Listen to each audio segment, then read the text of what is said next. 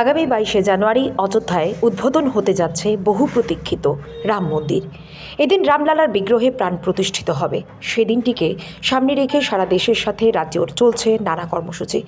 রাম নামে উৎসবে মেতেছে জনগণ। তারই অঙ্গ হিসেবে শনিবার আগরতলা রামনগর বিধানসভা কেন্দ্রের 14 নং ওয়ার্ডের উদ্যোগে প্রতীকী রাম, লক্ষ্মণ, সীতা, হনুমান সহযোগে এক সুসজ্জিত শোভাযাত্রার আয়োজন করা হয়। শোভাযাত্রাকে ঘিরে মানুষের মধ্যে উৎসাহ ছিল চোখে পড়ার মতো। অযোধ্যার ভব্য রাম মন্দিরে আমাদের রামলালা প্রতিষ্ঠিত হচ্ছে। তাকে লক্ষ্য করেই, এই উদ্দেশ্যকে লক্ষ্য করেই আজকে সাতরামনগর মণ্ডলের অন্তর্গত 14 নং পৌর ওয়ার্ড থেকে এলাকার সজ্জন ব্যক্তিরা, ধর্মপ্রাণ ব্যক্তিরা যারা দীর্ঘদিন প্রতীক্ষায় ছিলেন, তারা সকলে আজকে একটি বর্ণাঢ্য মিছিল করছেন।